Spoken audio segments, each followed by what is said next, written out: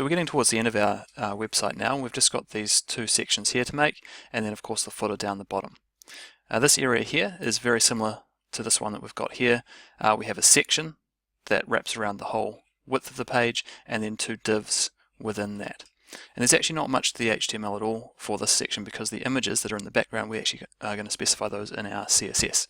So all we have is the div, some background color, and then a little bit of text that's going to be center aligned on the top. And because it's white, we're going to use the white class that we defined earlier. So back in our HTML, if we go down to the bottom here at the end of our last section, we just need to put in a new section tag, of course, as we're getting into the habit of doing. I'm going to call this one class support, and because I want to use the white text, I'm just going to put the white class in there as well. So if you want to use multiple classes on a particular tag, you can just put them in one after the other, separated by a space, just like that. And then I'll close that tag and put in our divs.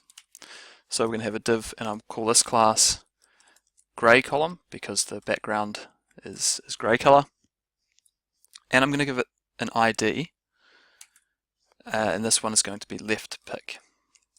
Now IDs are similar to classes, except you can only use them on one particular tag.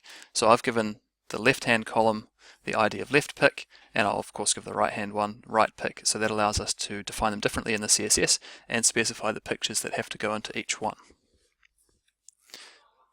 To put the text in, I'm going to use the h2 tag for the first line, and then h3 for the second line.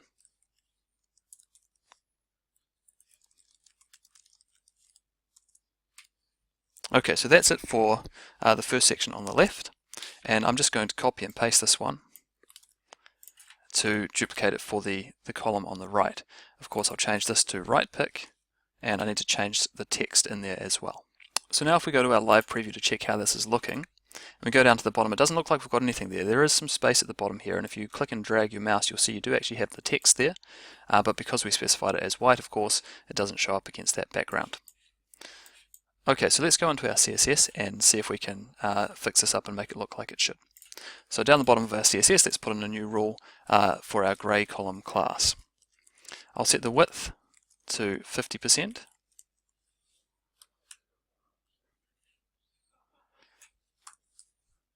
And I'm going to float it to the left. Change the height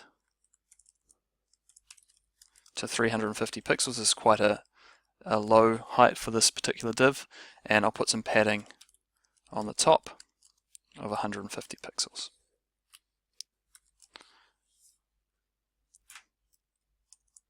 Alright, and then we need to put in some rules for our IDs that we put in. So this is where we're going to specify the images that we're going to use. So for left pick, and remember, if we're using IDs rather than classes, you need to use this hash symbol rather than the dot that we use for our classes up here. That's just the syntax that's required. So we have left pick, and then the rest of it of course is just the same. So we'll specify background image, and we're going to use this syntax here using the URL. And you can see, just like when we're specifying a link to put in or an image to put in anywhere else, it comes up with whatever we've got stored in those folders. So we've got image, and this one I've named column 1, so that's the column on the left, and that should be all we need to have that image showing up. So if we go back to our live preview, you can see that that's in there. Alright, one other thing I'm going to add to this CSS for our background image, I'm going to put a border on it, because in the website itself, the real website, there's a little white line down in between the two images. So I'll put a border of 1 pixel solid, and I'll make it the white color in the middle of those two images. Okay, so now we'll do the same thing for the right pick. Background image again.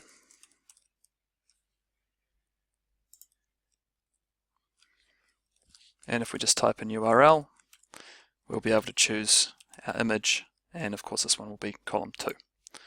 And don't forget to put your semicolon at the end there, and then we'll put the same border, 1 pixel solid white, around that.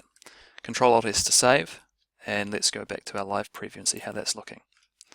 That's looking pretty good. We've got both of the images in there. We've got the text on the top, and that's just about everything we need to have for the basic part of the website.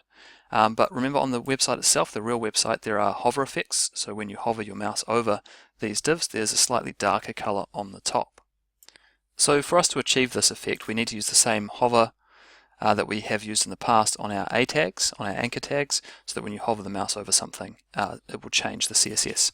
So just like we've done with our A tags in the past, we specify the specific tag that we want to target, and in this case I'll start with the left pick, which is our ID. And you can't just use the normal tag like that. Of course you have to put the colon and then the word hover after it. So now when I hover the mouse over anything that's in that ID, we can change something about it. So we're going to start with background image again. In fact, I'll actually just copy this line of code that we've got here, and I'll paste that in there for our background image. So nothing's going to change at the moment.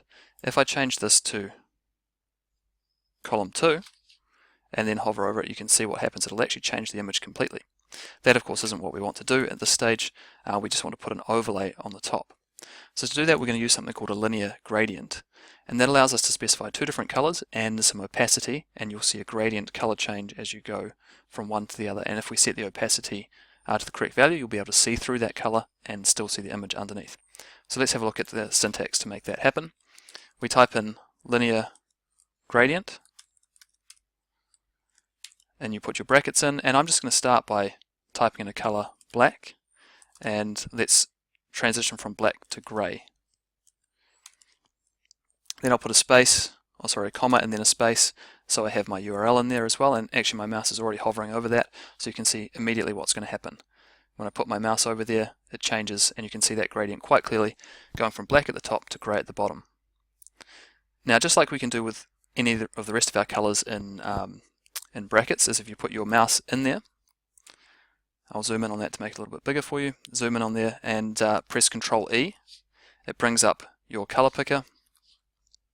I'll just have to scroll down, and you can see here you can choose whatever color you want. So let's say we could start at red, and now when we hover over that, you get red at the top, and you still have that grey color at the bottom.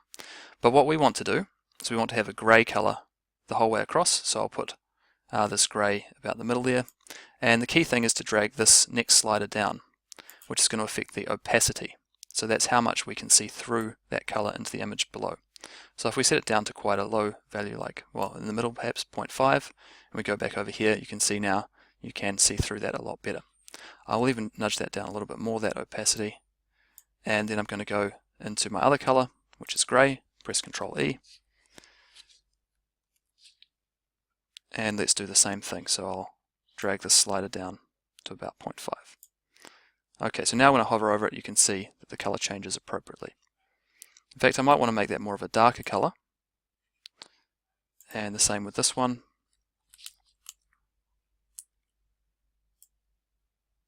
Just to see how that's looking. That's looking pretty good there. Okay, so you can play around with that. You can put different colors on it if you want. You can have that true gradient effect if you want as well, but this looks pretty good and looks pretty similar to what is on the actual ASUS website. Now we just need to put the same thing on the other image.